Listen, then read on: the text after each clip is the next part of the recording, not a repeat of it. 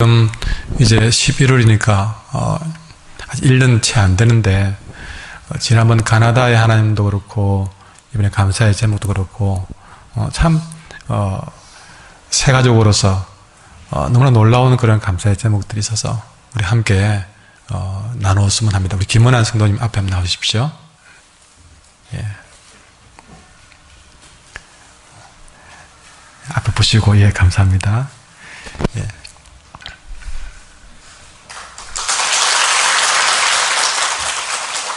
읽어주십시오. 적으신 대로 읽으시면 됩니다. 네.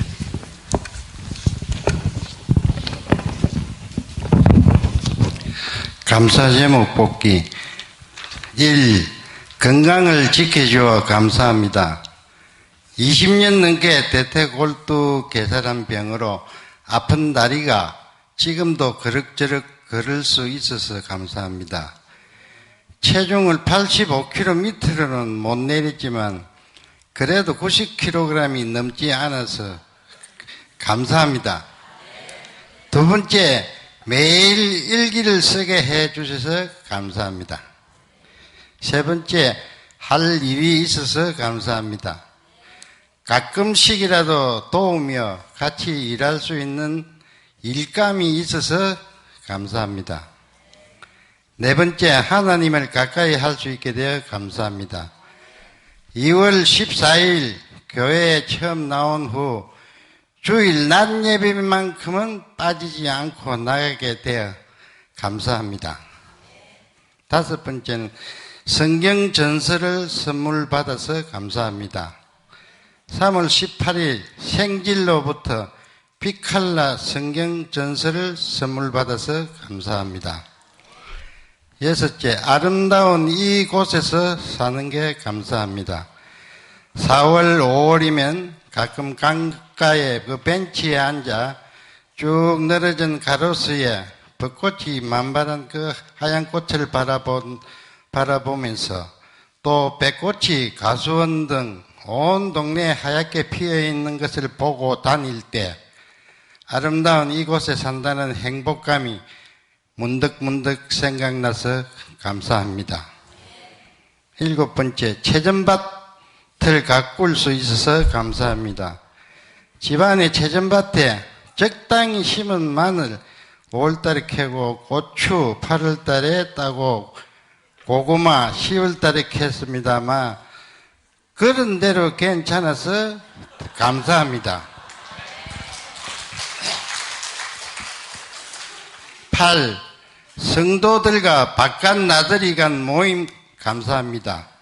9월 7일 한우리 사랑방 성도들과 야외에서 만나고 풍성하게 식사도 하고 대왕암, 등대, 장생포 옛 마을 모습도 둘러본 나들이에 감사합니다. 9번째, 지붕에 비가 새지 않아서 감사합니다.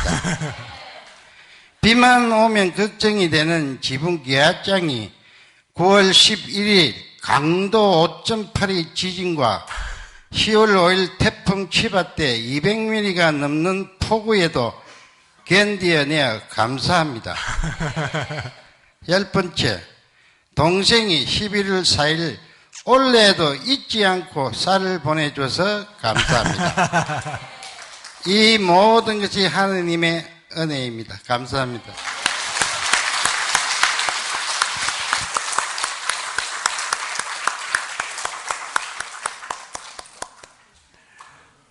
제가 더 감사합니다.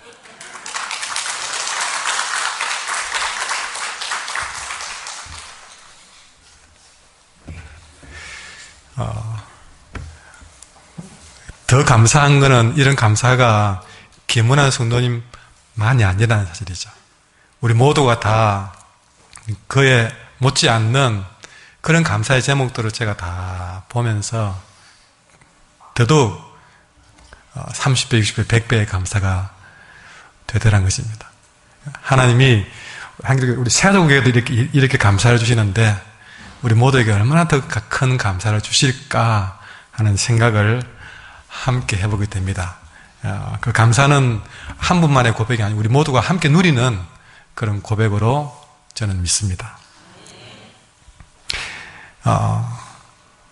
우리의 눈에 보이는 열매, 아까 김은아 성도님도 간증을 봤지만 정말 생각지 못한 부분까지 감사를 하잖아요. 우리가 볼 때 감사 제목을 적어보자 그러면 사실 처음에는 생각이 안 납니다. 예. 제가 숙제를 내어도 10가지 적는 것이 쉽지 않다 제가 알고 있습니다. 저도 그러니까요. 막상 적으려고 그러면 생각이 나지 않아요. 그러나 살펴보고 생각해보면 우리 김은아 성도님들 일기를 쓰는 것이 있는데 그걸 살펴보시면서 확인하면서 날짜도 확인하면서 돌아보니까 순간순간에 여러분 보이듯이 우리의 눈에 보이는 열매는 우리가 감사할 수 있는 은혜의 일부분에 불과합니다. 중요한 거는요, 눈에 보이는 은혜보다 눈에 보이지 않는 은혜가 훨씬 더 많다는 얘기입니다. 오늘 10가지만 있는 것이 아닙니다. 눈에 보였던 10가지가 아니라 눈에 보이지 않았던 은혜는 100가지, 1000가지 더 우리가 살피지 못하고 기억하지 못하고 그것이 은혜로 보지 못했다 뿐이지 여러분 우리가 보지 못한 은혜는 더 많이 있습니다. 그래서 눈에 보이지 않는 은혜를 볼 줄 아는 사람, 그런 사람은 내 눈에 지금 보이는 열매가 풍성하지 않아도 감사할 수 있다는 얘기죠. 오늘 우리가 하나님께 드리는 예배가 그런 예배가 되기를 바랍니다. 눈에 보이는 은혜만 보는 것이 아니라 눈에 보이지 않는 열매를 바라볼 수 있는 그런 믿음으로 드리는 예배, 그런 예배가 되기를 원합니다. 그러기 위해서는요, 영의 눈이 열려야 됩니다. 여러분, 그것을 보려면 영의 눈이 열려야 됩니다. 믿음의 눈이 열려야 됩니다. 그렇게 영의 눈이 열려지는 사람은 잃어버렸던 감사도 찾아낼 수가 있습니다. 그러나 영의 눈이 닫혀서 열리지 않은 사람은 눈에 보이는 것이 없으면 감사가 안 돼요. 영의 눈이 열리지 않은 사람은 내가 원하는 것이 이루어지지 않으면 감사할 수 없습니다. 따라할까요? 감사는 나의 영적인 상태를 가장 잘 보여줍니다. 그 사람의 믿음의 수준, 영적인 상태가 어느 정도인가, 영적인 청진기를 탁 대보면 아는데 그 믿음의 수준, 영적인 상태가 어느 정도인가는 그 사람이 얼마만큼 감사하는 사람인가를 보면 알 수 있다는 겁니다. 피부 색깔이 아닙니다. 그 사람이 옷을 요즘 어떤 명품을 입었다가 아닙니다. 믿음의 수준은 그 사람 입에서 나오는 감사. 그래요. 어떤 분들은 보면은 만나기만 하면 목사님 이것도 감사해요, 저것도 감사해요 하는 사람이 어느 날 몇 달 뒤에는 만나도 입에서 그 잘하는 감사가 뚝 끊어졌어요. 그분이 어떻게 사는지 전혀 모르지만 하나는 분명합니다. 영적인 상태는 달라졌다. 딱 나오는 거예요. 우리가 심장 박동수를 재고 혈압을 재고 당뇨 수치를 재고 그렇게 건강 우리가 상태를 점검합니다. 피를 뽑아서 그 모든 수치를 검사해서 이 사람의 건강은 이렇습니다. 표가 나옵니다. 여러분, 우리는 감사를 뽑아보면 그 사람의 영적인 상태가 싹 나오는 거죠. 많이 가지고 있어도 아무리 건강해도 직장이 있고 가정이 든든하고 다 가져도 불평하는 사람이 있습니다. 그러나 반대로 가진 것이 별로 없어도 때로는 연약한 몸을 가지고 있어도 때로는 내가 계획한 일이 마음대로 안 되어도 감사하는 사람이 있습니다.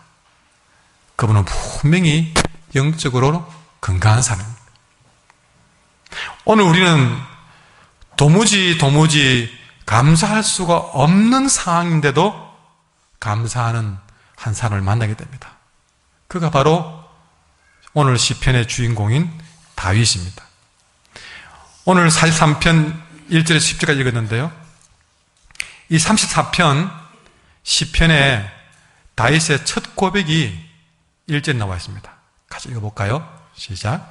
내가 여호와를 항상 송축하며 내 입술로 항상 주를 찬양하리이다. 아멘. 이 다윗의 첫 고백이 항상 송축하고 항상 주를 찬양하겠다는 고백입니다. 여러분, 우리가 잠깐 동안은 찬양할 수 있습니다. 잠깐 동안은 감사할 수 있습니다. 또 추수감사주일이니까 이날은 좀 감사할 수 있습니다. 그러나 다윗처럼 항상 찬양하고 언제나 감사하는 일은 참 어렵습니다. 어려워요. 여기는 저도 포함이 됩니다. 이 감사의 설교를 하고 있는 저도 포함됩니다. 왜 그러냐면 감사하자는 설교를 했고 감사하자는 설교를 들었고 그래 감사해야 되겠다고 마음먹고 심지어 감사의 제목 10개도 찾아내고 했지만 우리 살아가는 일들이 또 돌아보면 생각지도 못한 또 다른 고난과 또 다른 문제가 뚝뚝 불거지고 나를 찾아오기 때문에 그렇습니다. 나는 정말 평생 감사하고 싶은데 세상이 나를 가만히 내버려두지 않아요. 삶이 그렇게 오르락내리락 여러분 정신을 못 차리게 합니다. 그러니 항상 감사하는 것은 결코 쉬운 일이 아니다. 그런데도 불구하고 오늘 다윗은 항상 찬양하겠다고 몇 번이나 반복하면서 고백하고 있습니다. 다윗이 어떻게 이렇게 항상 주님을 찬양할 수 있을까? 질문하며 대화됩니다. 어떻게 이렇게 항상 찬양할 수 있을까? 우리가 그 비결을 안다면 우리도 그렇게 지금보다 더 많이 찬양하며 살 수 있지 않겠습니까? 우리가 시편을 우리가 보면 시편이 총 150개가 있습니다. 150개의 시가 있는데 그 150개의 시편에는요 어떤 시는 제목이 있어요. 표제라고 그러는데요. 그 제목에는 그 시편이 언제 어떤 상황에서 그 시를 썼는가 그것을 써놓은 것이죠. 오늘 읽었던 시편 34편에도 고맙게도 표제가 있습니다. 자, 표제 한번 그 34편 써놨거든요. 읽어볼까요? 시작. 다윗이 아비멜렉 앞에서 미친 채 하다가 쫓겨나서 씌었는지다. 그러니까 다윗이 34편 오늘 읽은 시편을 쓰게 된 상황은 다윗이 아벤멜렉이라는 왕 앞에서 미친 척 하다가 쫓겨나서 그때 지은 시란 것이죠.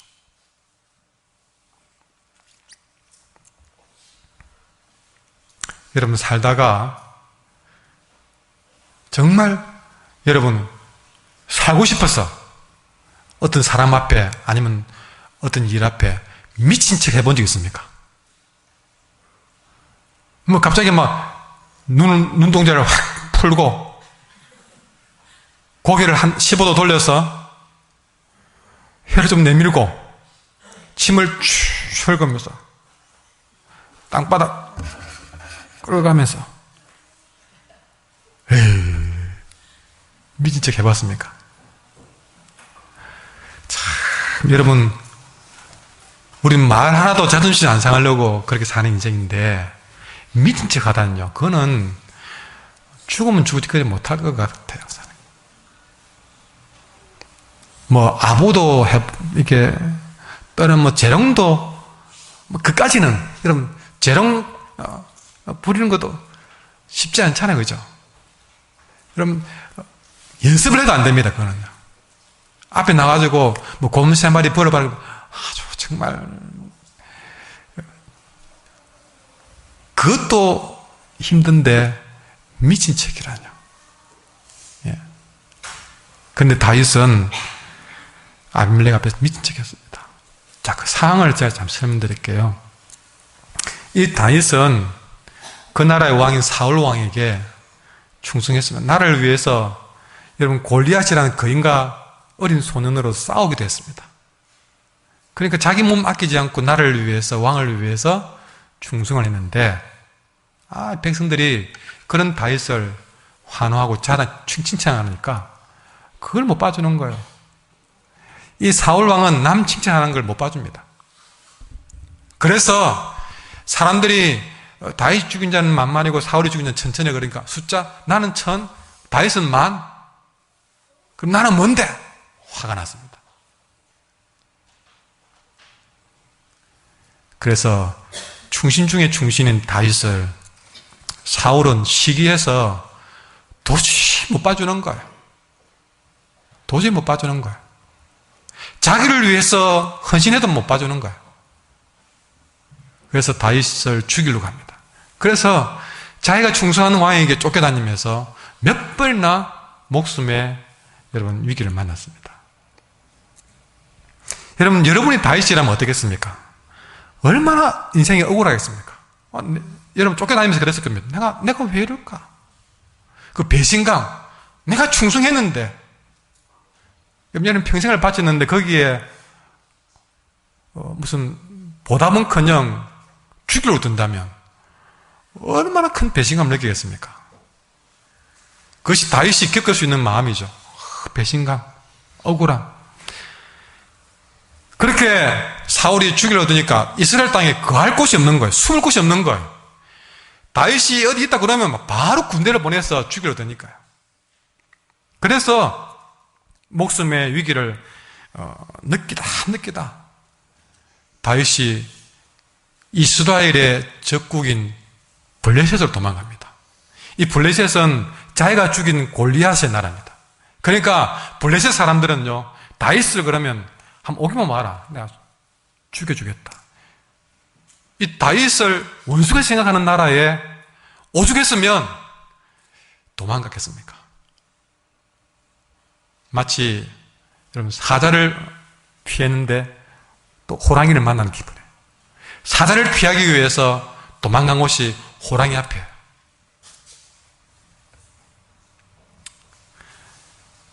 그때 다윗의 마음은 어땠을까요? 얼마나 외로웠을까 생각해 봅니다.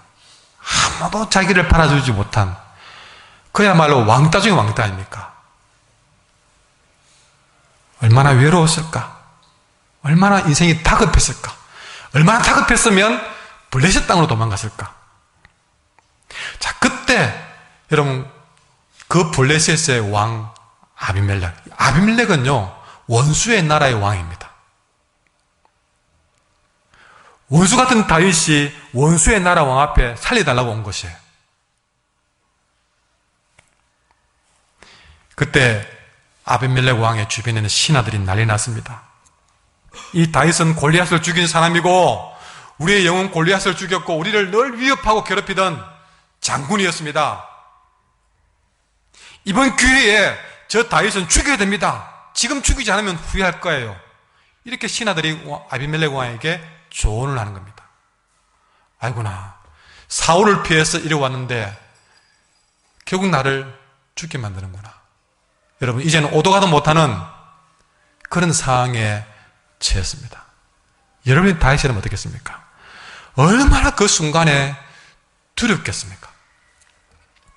제가 어떤 영화를 봤는데 일본군들이 위안부들을 마음껏 그들 놀이감을 삼고 나라가 망하면서 그 증거를 없애기 위해서요, 끌어모아가지고 총살시켜 묻어버리는 겁니다. 앞에서 한두 명 차례차례 일본군의 총에 죽어나갑니다. 내 차례가 왔습니다. 뒤에 총을 겨눕니다. 여러분 그 순간, 여러분이 그 순간에 그 자리에 있다면, 앞에 수많은 사람들이 내 앞에 죽어나가고 이제 내 차례가 왔습니다. 총이 내 머리에 있어요. 방아쇠만 당기면 나도 저 목숨 이렇게 죽게 되는 상황. 지금 다윗이 그런 상황이에요. 그야말로 오줌이라 저리며 온 여러분 전신이 사시나무 떨듯이 떨리고 얼마나 두렵겠습니까? 자, 부끄러운 얘기지만요, 얼마 전에 제가 수술을 몇 차례 했지 않습니까? 근데 어떤 한 번의 수술은 안 그러려고 하는데 엄청 그 수술실에 춥기도 하고요. 아무튼 춥기도 하고. 근데 안 그래야지 하고 제가 마음을 크게 먹는데도 몸이 자동적으로 딱 떨리는 거예요. 부끄럽기도 하고, 너무 부끄러워서 떨지 말라고 마음으로 소리친데도 몸이 저절로 떨리는 거예요. 수술 올라가는데. 예. 그렇게 해도 떨리는데, 여러분, 총칼 앞에 있고, 지금 다윗처럼 이제 완전히 아비멜렉 앞에서 죽구나 하는 생각이 들 때, 얼마나 두려웠겠는가. 그 위기 속에서 다윗이 생각합니다. 내가 살려면 미친 척 해야 된다. 안 미쳤습니다. 살기 위해서 그 순간에 다윗이 성경에 사무엘상에 기록하기로 이렇게 해놨습니다. 성문 문짝 위에 아무렇게나 글자를 극짓거립니다. 글을 쓰는데 아무렇게나 글자를 짓거리고 수염에 침을 질질 흘리기도 했다고 성경에 기록해놨습니다. 아마 그보다 더한 행동도 얼마나 미친 연기를 잘했으면요, 사람들이 진짜 다윗이 정신이 나갔다고 봤습니다. 그리고는 아비멜렉이 이리 미친 놈 죽이면 뭐 하겠냐, 쫓아내 하고 쫓아냈습니다. 그렇게 쫓겨나서, 여러분, 그런 상황에 쫓겨났을 때에 여러분 다윗이라면 기분 어떨까요? 비록 목숨은 살았지만, 저는 그렇게 쫓겨나서 다윗이 엄청나게 울었을 것 같아요. 살려고. 그 골리앗 앞에서는 당당히 맞서던 그런 용기는 어디 가고 살려고 미친 척 했으니, 여러분 회사에서 안 쫓겨나려고 미친 척 해보고, 여러분 그래 되겠습니까? 안 되죠. 얼마나 그 마음이 부끄럽고 서러웠을까 하는 생각을 해봅니다. 기적같이 목숨은 건졌지만 생각해보면 너무나 슬픈 장면을 우리가 보게 된 것이죠. 이런 상황에서 쓴 시가 여러분 오늘 시편 34편입니다. 여러분은 그런 처지에 계속 몰리면 찬양하자, 그것도 항상 찬양하자, 그래 되겠습니까? 하나님 나를 두고 왜 이랬습니까? 내 입에서 나올 수 있는 불평, 원망 다 쏟아부을 겁니다. 사울 왕을 피해서 이곳저곳 숨어 다니는 극도로 불안정한 삶, 그저 살아남기 위해서 미친 사람 흉내를 내야 되는 고난 속에서 이렇게 아름답고 멋진 찬양을 들을 수 있다는 것이 도무지 믿어지지가 않는다는 것이죠. 지금 이 자리에 예배드리는 여러분 중에도 고난 중에 있는 분들이 있을 것입니다. 어떤 분은 억울한 마음으로 계신 분도 있고, 어떤 분은 배신감으로, 어떤 분은 부끄러운 마음으로, 어떤 분은 두려운 마음으로, 어떤 분은 서러운 마음으로 이 자리에 추수감사주를 맞이하신 분이 있을지 모릅니다. 우리가 강한 고난은 여러분 크고 작다 말할 수 없습니다. 정말 비교해보아서 작아 보여도 내가 힘든 것은 사실이에요. 크든 작든 힘든 건 똑같아요. 그러나 그렇게 크고 작음을 비교할 수는 없지만, 우리가 겪고 있는 고난이 아무리 커도, 오늘 다윗의 얘기를 들어보니까 다윗이 당하고 있는 고난에는 미치지 못하겠다. 참 다윗은 큰 고난을 당했구나, 그런 생각을 합니다. 우리는 그 고난이 끝이 나야 감사할 수 있다고 생각합니다. 우리는 문제가 해결되어야만이 찬양할 수 있다고 생각합니다.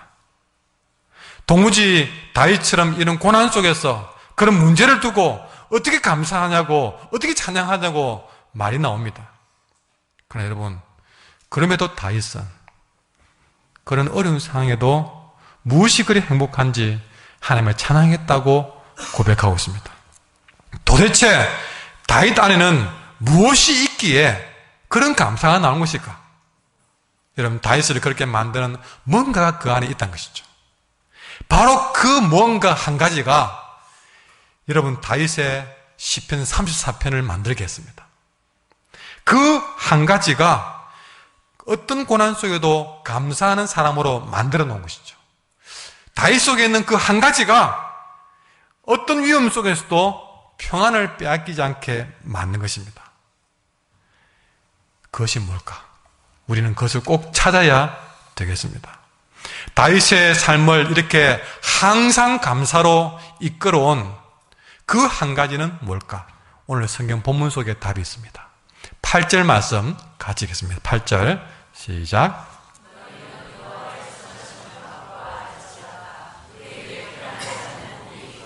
아멘.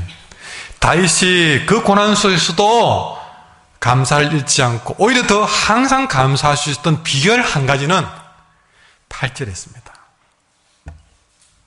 너희는 여호와의 선하심을 맛보아할지어다.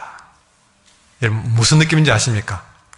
다윗이 이미 여호와의 선하심을 맛보고 그 여호와의 선하심을 맛보았기 때문에 항상 감사했고, 그래서 너희도 이 여호와의 선하심을 맛봐봐. 그러면 내 마음 알 거야. 그렇게 얘기하는 것이죠. 내가 왜 그 어려운 속에도 감사한 줄 아니? 내가 여호와의 선하심을 맛보았기 때문에 그렇다. 그러니 너희도 여호와의 선하심을 한번 맛봐봐. 어떤 광고에 보면 표현이 안 되네. 예. 그러잖아요. 한번 맛보셔. 한번 와봐요. 예. 한번 와보면 압니다. 맛보면 압니다. 그런 마음으로 8절을 쓴 것입니다.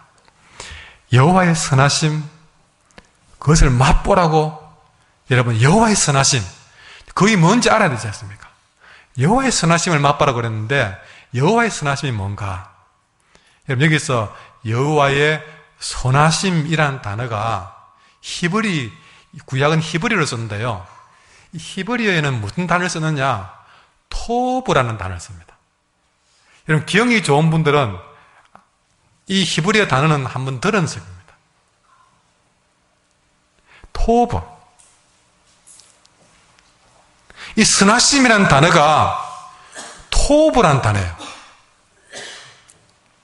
이 토브가 어디 썼느냐면 창세기에 하나님이 만물을 지으시면서 항상 끝말이 뭐냐면 보시기에 좋았더라. 토브.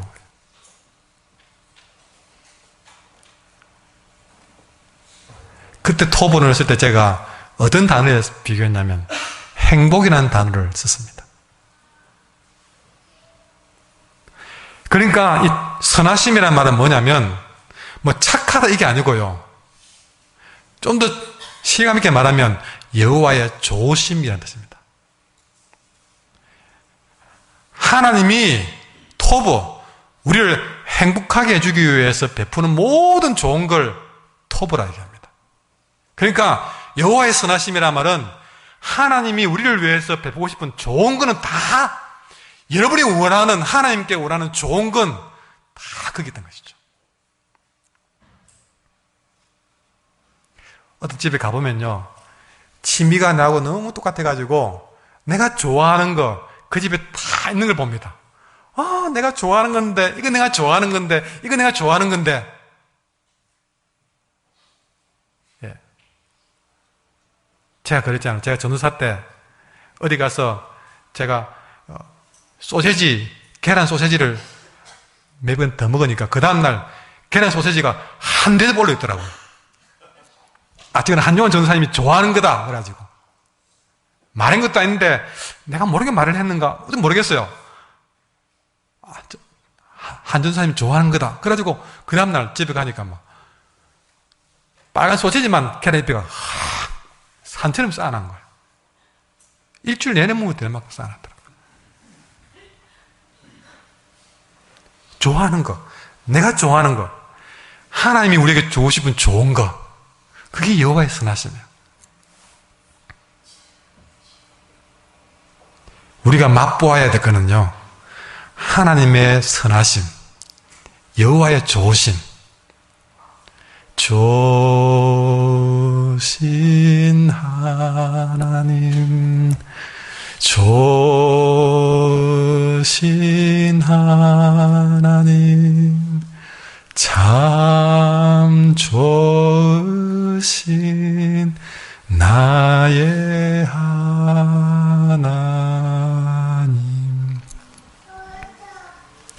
여러분, 음식은 차려져 있으면 그 음식은 입에 대고 넣어서 맛을 보아야만 입에서 뭐가 나옵니까? 아, 맛있다. 하나님의 은혜도 내가 믿어보고 순종해보고 경험해 보아야만 그 맛을 합니다. 경험해 보아야만.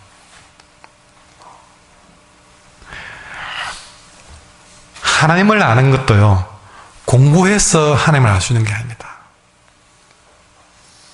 직접 그 하나님을 내가 믿어보고 순종해보고 내가 맛보듯이 그렇게 음식을 입에 넣듯이 맛보아야만이 그렇게 살아있는 지식, 읽은 지식이 아니고 배운 지식이 아니고 내가 경험해보고 체험해보고 순종해보고 믿어본 이 살아있는 지식이 하나님을 아는 지식입니다. 하나님은 체험으로 알아보는 책입니다. 한때는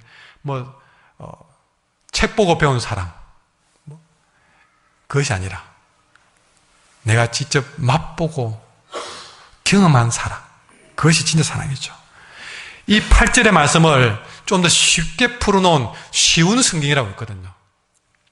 이런 성경책이 좀 읽기 어려우면 좀 쉽게 해놓은 쉬운 성경 이런 거 가지고 읽으시면 좀 도움이 됩니다. 제 강단에도요, 제가 기본 성경책 하나 딱 있고 또 앞에는 이 세번역이라고 또 성경이 따로 하나 되어 있습니다. 쉽게 써놓은 책이죠. 한번 참고하려고요. 이 쉬운 성경에는 뭐라고 되어 있냐면 8절을 이렇게 해놨습니다. 제가 읽어드릴게요. 여호와께서 얼마나 좋으신 분인지 살피고 맛보십시오. 이렇게 해놨습니다. 좀 더 구체적으로 해놨잖아요. 우리 책에는 여호와의 선하심을 맛보아 알지어다 그랬는데 쉬운 성경에는 여호와께서 얼마나 좋으신 분인지 살피고 맛보십시오.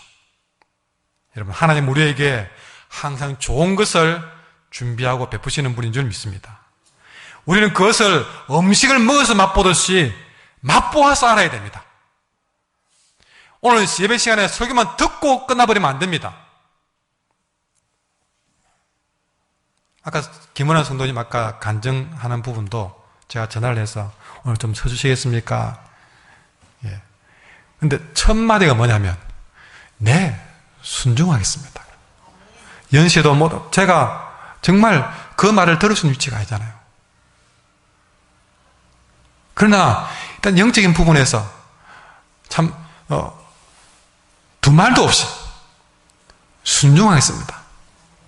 예. 순종이 행동이니까. 예. 제가 마음으로 더 큰 은혜가 되더라고요. 그러니까 모든 말씀이 그냥 속으로 들어가는 거예요.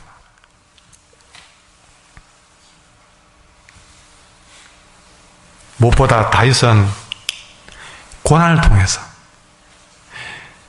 무슨 복을 누리거나 형통하나 그게 아니라 그는 고난을 통해서 하나님이 얼마나 좋은 분인지를 맛보았습니다. 여러분, 내게 가끔 고난 주시잖아요. 고난이 올 때는 하나님의 은혜를, 여호와의 좋으심을 맛볼 수 있는 기회가 주어진 겁니다. 이 다윗이 34편에 쭉 읽은 시를 읽어보면요, 그가 당한 고난이 중간중간에 빼여 있습니다. 예를 들어서 4절에는 두려운 마음이 있습니다. 5절에는 부끄러운 마음도 있습니다. 6절에 모든 어려움, 19절에는 아예 고난 중에서, 이런 다윗은 이런 고난이 왔지만 오히려 그 고난 속에서 하나님이 얼마나 그에게 좋은 분인가를 경험하는 기회가 된 것이죠. 그 수많은 고난을 통해서 그 고난이 왔을 때에 다윗은 그 고난 속에서 주님께 피해보면서 주님 이런 좋은 분이구나. 고난 중에 주님을 찾으면서 이렇게 하나님이 좋은 분이구나. 그 고난 중에 오히려 찬양하면서 하나님이 이렇게 좋은 분이구나. 고난 중에 기도하면서 하나님이 이렇게 좋은 분이구나. 고난 중에 말씀에 순종해 보면서 하나님이 내게 얼마나 좋은 분인지, 그래서 그분께 피하는 사람이 얼마나 복이 있는 사람인지 살펴보고 맛보아서 아는 것입니다. 고난 당했을 때 왜 내 인생에 이렇게 고난밖에 없어 원망하다가 세월을 보낸 것이 아니라, 고난 올 때마다 하나님께 피하고 찬양하고 기도하고 고난 속에 말씀 순종하는 이런 맛봄이 있음으로써 하나님이 얼마나 좋은 분인지 알았던 것이죠. 그러니 이런 하나님의 좋으심을 맛본 사람은요, 저절로 그 입에서 찬양이 나올 수밖에 없다는 겁니다. 우리도 이런 여호와의 좋으심을 살펴 맛보아서 알 수만 있다면 우리도 다윗처럼 항상 감사하며 살 수 있을 것입니다. 자, 좀 더 구체적으로 그럼 어떻게 다윗처럼 찬양할 수 있느냐? 첫 번째입니다. 이렇게 하나님의 좋으심을 맛보아 아는 사람은 어떤 극심한 고난 속에도 감사가 떠나지 않을 줄 믿습니다. 그러나 아직도 여호와가 얼마나 좋은지 맛보지 못한 사람은 조그마한 어려움을 만나도 불평합니다. 여호와의 선하심을 맛보지 못한 사람은 조금만 내 마음대로 되지 않으면 짜증내고 화를 냅니다. 모든 일에 감사하라는 말씀을 들을 때 감사할 것이 있어야 감사하지요, 그리 말합니다. 내처럼 어려운 상황에서 감사가 나오겠습니까? 그리 이야기합니다. 따라합시다. 감사는 내 마음에 내리는 단비와 같습니다. 여러분, 가물어서 땅이 갈라지고 바닥 먼지 날리고 바닥 메말라 있습니다. 거기에 비가 쫙 내려서 쫙 적실 때, 그때 드디어 온 나물에 생명의 기운이 돋아납니다. 비 온 뒤에 여러분 풀들이 얼마나 많이 자라는지요. 근데 여러분, 그 메마른 대지에 비가 내리면 생명의 기운이 돋듯이 감사는 그런 메마른 우리의 마음에 내리는 단비와 같은 것이죠. 우리가 사는 길이 쪼들리고 힘들어도 감사하면 단비를 만난 것처럼 우리 마음밭이 촉촉해집니다. 그러면서 아름다운 꽃이 피기 시작합니다. 풍성한 열매가 맺히기 시작합니다.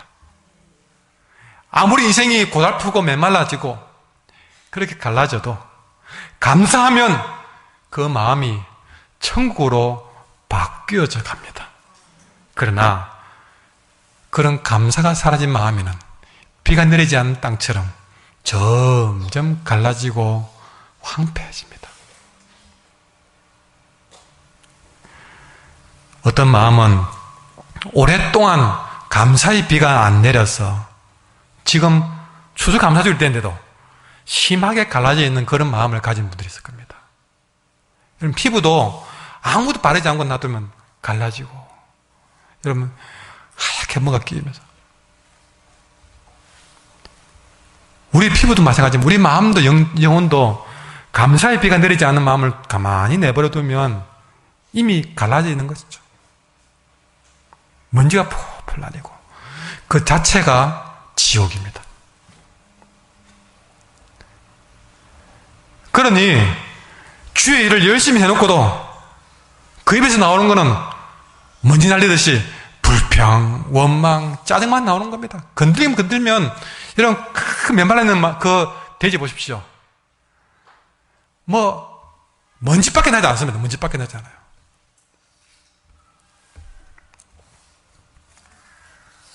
사람은 항상 어떤 문제를 만날 때 내 눈에 보이는 상황, 내가 처한 환경밖에 보지 못합니다. 지금 나의 문제가 앞으로 어떻게 나의 내일의 축복으로 연결될지 알지 못합니다. 우리는 알지 못합니다. 내가 이 고난 당할 때 앞으로 내가 어떤 축복받을지 모릅니다. 그러나 하나님은 아십니다. 그렇다면 그 하나님께서 나의 모든 내일의 축복도 아신 하나님께서 믿는 우리에게 지금 고난을 주었다. 그건 이유가 있는 겁니다. 우리 하나님은 얼마나 좋은 분인지 맛보아서 아는 사람은요, 하나님이 주신 것 중에서 그 어떤 것도 하나님이 나를 헤아려 준 것은 없다. 하나님의 좋은 분을 아는 사람은 그렇게 믿습니다. 그것이 지금 고난이 할지라도 하나님 내게 얼마나 좋은 분인지 믿는 사람은요, 지금 내게 고난 주어도 그거는 불평이 안 되는 겁니다. 왜? 하나님이 좋은 분인 줄 맛봤기 때문에.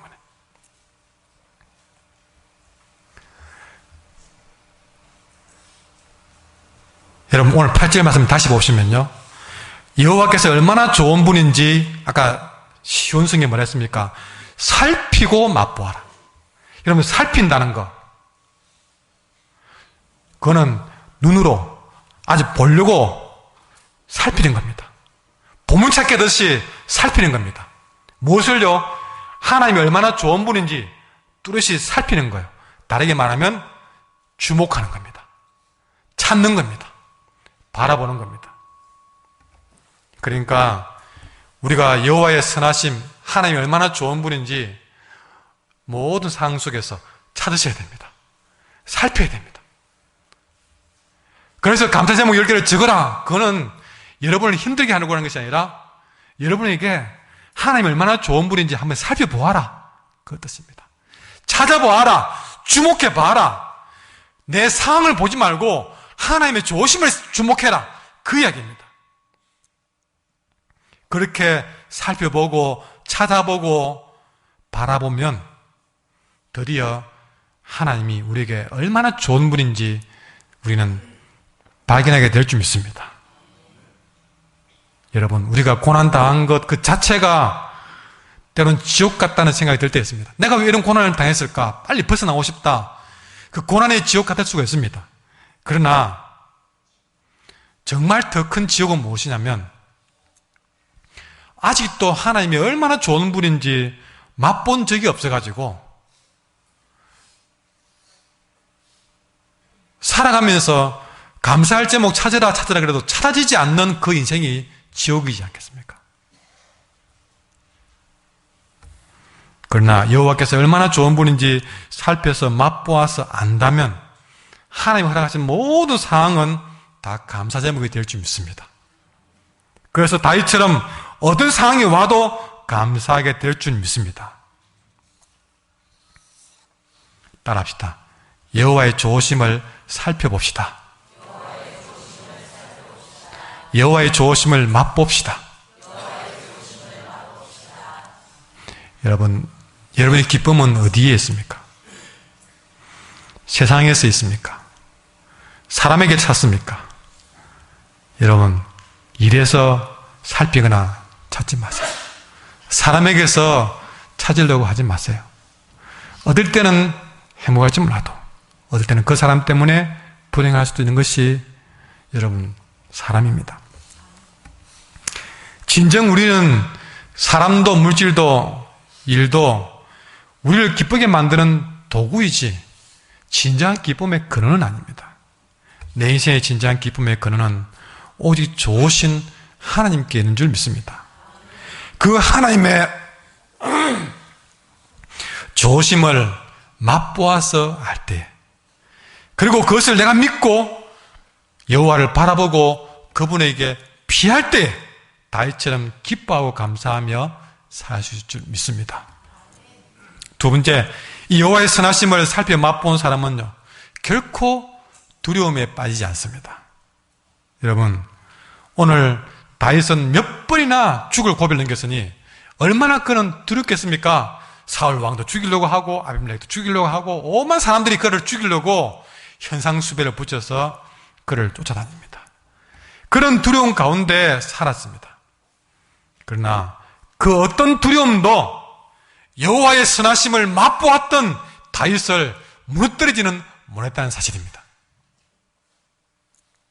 오히려 여호와의 선하심을 맛본 다윗의 마음에는 두려움이 왔으나 곧 물러갔고 오히려 그 안에는 하나님의 참 평안만이 찾아왔다는 사실을 다윗은 4절에서 이렇게 고백합니다. 여러분 4절에 보시면 내가 여호와께 간구하며 내게 응답하시고 내 모든 두려움에서 나를 건지셔도다. 모든 두려움입니다.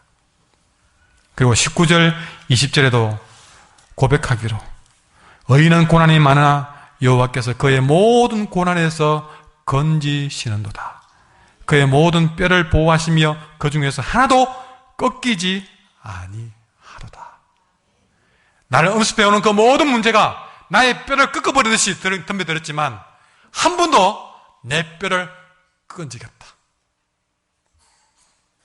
두렵지 않아서가 아닙니다. 수많은 두려운 일을 당했지만 그 두려움이 다윗을 삼키지 못했습니다. 미국의 유명한 대통령 링컨, 워싱턴에 링컨이 애용하던 성경이 보관되어 있다고 합니다. 이 성경, 링컨이 보았던 성경 한 군데 특별한 부분이 있는데요. 성경의 한 부분이 손때가 잔뜩 묻어 있는 거예요. 보니까 링컨이 그 부분은 손가락으로 꾹 눌리면서 딱 짚고, 짐작하기로 기도할 때도 그 성경 요절을 손가락으로 딱 짚어서 읽고 기도한 것 같다. 그럴 만큼 손때가 유독 한 구절에 잔뜩 묻어 있는 겁니다. 누가 봐도 링컨이 제일 많이 읽은 곳이라고 느껴질 만큼 그렇게 찍혀져 있는 것입니다. 그곳이 어디냐면 방금 읽었던 34편 4절 말씀이에요. 링컨은 남북전쟁도 또 수많은 어려움도 겪었습니다. 그때 끊임없이 일어나는 어려운 순간, 고난의 순간, 또는 두려운 순간, 그때마다 그는 34편 4절을 손가락으로 꾹 눌러가면서 하나님, 내가 지금 여호와께 간구하며 내게 응답하시고 내 인생의 이 모든 두려움에서 좀 나를 건져주세요 하고 그는 기도하면서 그 모든 어려움을 이겨나간 것입니다. 여러분 삶 속에 어떤 두려움이 있습니까? 무엇 때문에 두려워하십니까? 무엇 때문에 걱정합니까? 지혜가 없어서 그럽니까? 돈이 없어서 그럽니까? 건강 때문에 그럽니까? 직장 때문에 그럽니까? 공부 때문에 그럽니까?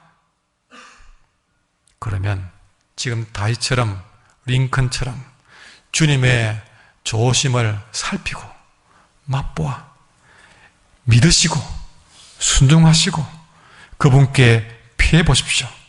그러면 그 여호와의 조심을 맛보았던 것이 여러분을 두려움에서 해방시키고 하나님의 참 평안을 부어줄 줄 믿습니다. 이사야 41장 10절에 두려워하지 말라 내가 너와 함께함이라. 놀라지 말라 나는 너의 하나님이 됨이라. 내가 너를 굳세게 하리라. 참으로 너를 도와주리라. 참으로 나의 의로운 오른손으로 너를 붙들어 주리라. 이 말씀을 우리가 붙들고 여호와의 조심을 믿고 여러분 두려움을 이겨내십시오. 이런 여호와의 조심을 맛본 사람은 세 번째로 만족한 삶을 살아갑니다.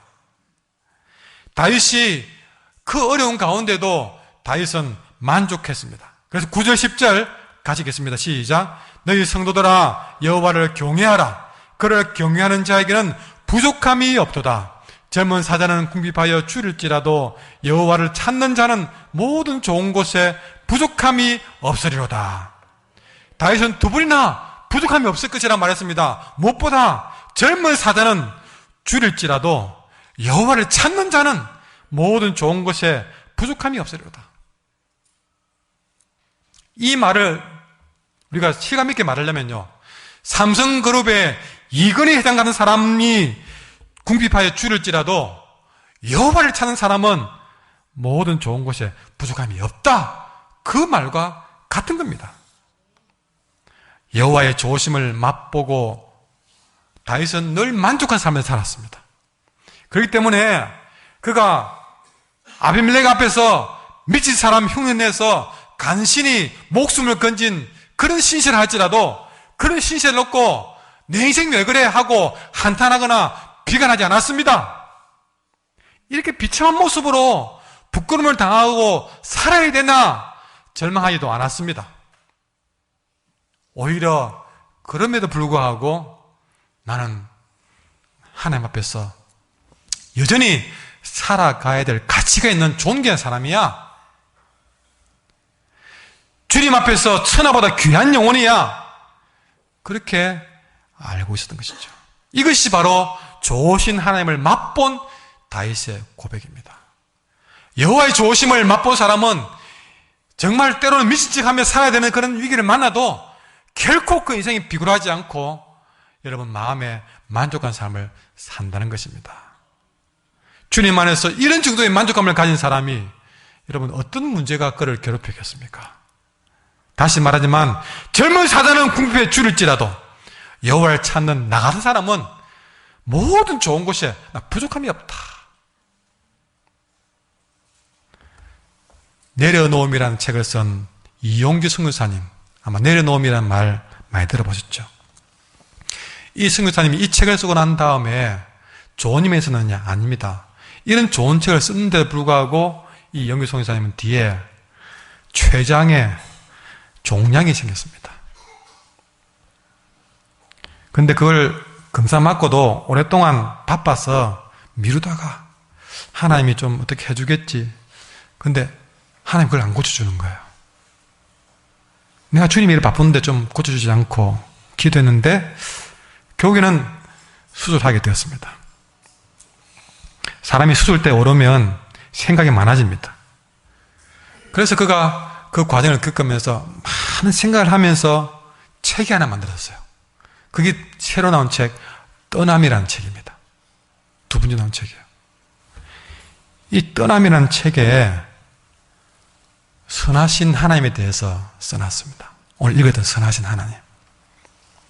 특히 8절 말씀, 너희는 여호와의 선하심을 맛보아 알지어다. 이것이 이 떠남이라는 책의 주제였어요. 그러니까 병실에 누워서 췌장 수술을 받으면서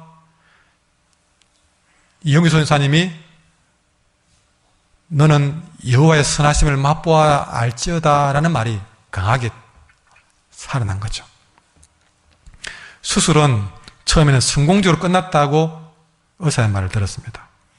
근데 이렇게 종양을 재건했는데 또 다르게 급작스럽게 폐렴이 또 찾아버렸어요. 몸이 약해져 있다 보니까 폐렴이 찾아오고 그러다 보니 또 수술한 췌장에서 액이 새기 시작했습니다. 췌장에 액이 새니까 산성이 되어서 통증이 심했다고 합니다.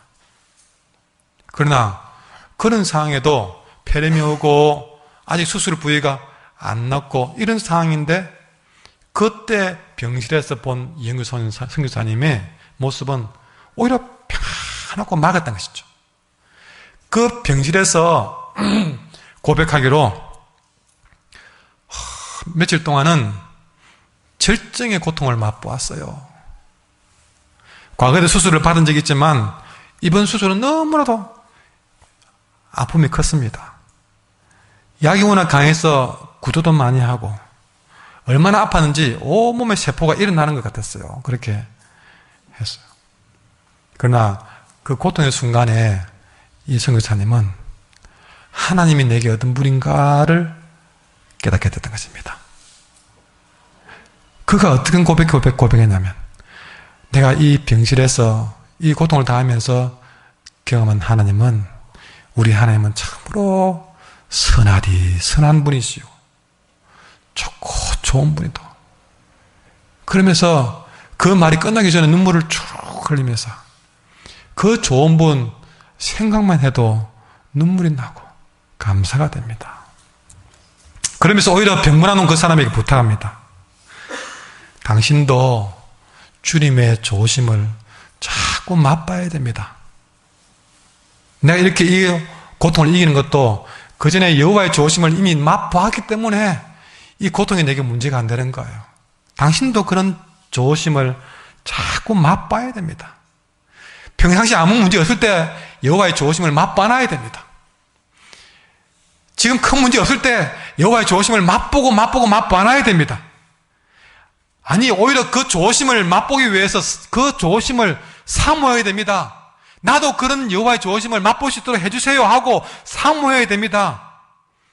나는 그 여호와의 좋으심을 맛본 것이 내게 큰 재산입니다. 그래서 이 고난이 와도 나는 주님을 생각하면 너무 좋아서 눈물이 나는 것이죠. 주님의 좋으심은 일단 맛만 보고 나면 중독성이 너무너무 강해서 그 맛을 잊지 못하고 늘 또 그 맛을 찾게 되어 있습니다. 우리는 하나님의 선하심에 중독이 되어야 됩니다. 그래야 살아갈 수 있습니다. 한번 찌끔 맛보고 사는 인생이 아니에요. 추수감사주일만 찌끔 맛보고 사는 인생이 아니라 여호와의 선하심을 맛보기 위해서 여러분 중독된 것처럼 또 찾고 사모하고 그렇게 우리는 일이 있더없던 여호와의 좋으심을 늘 찾아서 살펴서 맛보아야 됩니다. 그렇게 살아가면 때론 내가 원치 않는 어떤 풍랑이 와도 문제가 안 되는 겁니다. 유명한 목사 스펄전 목사님이 말했습니다. 우리가 받는 축복에 대해서 감사를 드릴 때는 그 축복은 연장이 됩니다. 우리가 좋은 게 있어가지고 감사하면 그 좋은 것은 감사했다고 연장시켜 주십니다. 따라합시다. 내가 불행에 대해서 하나님께 감사하면 내가 당한 불행을 끝내게 하십니다. 내가 받은 축복에 대해서 감사하면 연장시켜 주시고 내가 당한 불행에 대해서도 감사하면 그 불행을 끝내게 하십니다. 오늘 예배가 여러분이 받은 축복에 감사하는 예배가 된다면 그 축복은 연장될 줄 믿습니다. 그러나 내가 당한 불행에 대해서도 여러분이 오늘 이 시간에 말씀을 듣고 여호와의 선하심을 맛보기를 사모하며 감사하게 되면 여러분의 당한 불행은 하나님께서 끝내게 할 줄 믿습니다. 이 예배를 드리고 나도 문제가 여러분을 기다리고 있을지 모릅니다. 여전히 쪼들리는 삶이 하루아침에 펴지지 않을 수도 있습니다. 얽혀있는 인간관계가 풀리지 않아서 여전히 사람 때문에 상처받고 괴로워할 수도 있습니다. 병약한 몸이 여전히 고생될 수도 있습니다. 학업에 아르바이트로 직장생활로 피곤한 생활이 계속될 수 있습니다. 불황 속에서 우리가 어려움을 함께 겪을 수 있습니다. 그럼에도 불구하고 다윗처럼 항상 어떤 상황에도 기뻐하시는 것은 우리는 그런 가운데 오히려 이용교 선교사님처럼 다윗처럼 여호와의 좋으심을 사모하고 여호와의 좋으심을 찾아가고 살피고 그것을 찾을 때 그분께 피하며 그렇게 우리가 불행 중에도 우리가 감사를 선포하며 나갈 때